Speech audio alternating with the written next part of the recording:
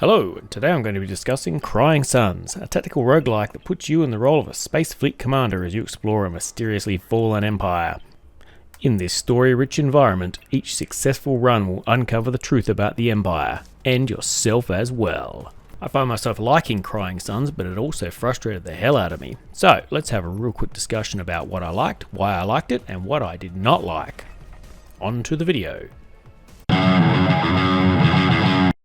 It's a bit like FTL, and one of the many top-down hex-based ship combat games had a baby, and it's not the ugliest baby in the world. You move your ship from one system to another, and each system consists of 2 to 5 other areas within it. In each of these sort of sub-areas, you'll find encounters and stations, combat and story. The story is interesting enough, though a bit predictable, and revolves around a cloned admiral being awakened after the death of the original, only to find that the empire of his birth has crumbled, and all of the robots supporting it are deactivated. Be warned. It's a roguelike, and the difficulty really ramps up in the second sector. I've made it all the way through this 3 times now, only to die right at the very end of it. The core of the game is moving from one point to another, and handling whatever happens there, be it some story beats, or some combat, or a bunch of other stuff we'll come to in a moment. The map is made up of a series of systems, and as you move from one system to another, a force follows up behind you so you can't go backwards. A little bit like FTL. In each of these sectors, there can be anywhere between 2 and 5 points of interest where things can happen. Moving between all of these, the sectors and the points in between them, cost fuel. And as you travel from place to place, you will collect fuel and scrap. But you'll also come across commandos and crew members and weapons and other ships. Space combat makes up a decent chunk of the game. And is actually fairly well engaging. It's a bit of a rock, paper, scissors, so frigate beats fighter, and fighter beats drone, and so on. All of these have their own special abilities, and all of them have their own levels and variants as well, which come in handy with the whole this beats that, got to maneuver around. But you do have maneuvering space, and there are other things thrown in like asteroids and neutral things that you can take over, say like an area that allows you to repair your ships. Another main part of the game is the ground missions.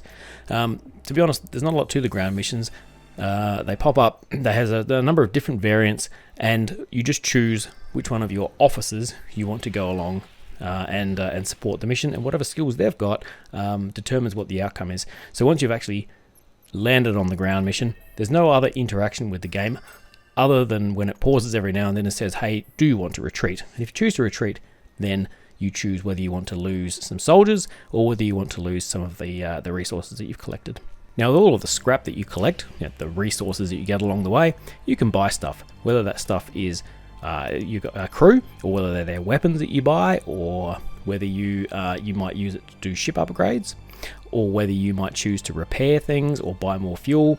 You can do this at the various different types of stations that you go along. Each station offers a core speciality, and then you can take advantage of it.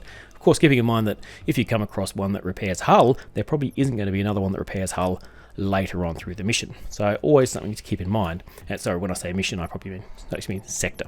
In terms of the sectors, you work your way through going from one to the other and doing whatever you can do to upgrade your ship and to get new weapons and to basically make yourself better, because once you get to the end of the 3 sectors, there's a big bad boss dude that you have to destroy. Along the way, at the end of each sector, you also unlock a ship, and a ship that might be related to the type of enemies that you fought. So for instance, at the end of the first one, you get the scrapper type ship, so you can choose from your original Empire type ship or your scrapper type ship every time you start a new run, which is kind of cool. They've all got different advantages and disadvantages.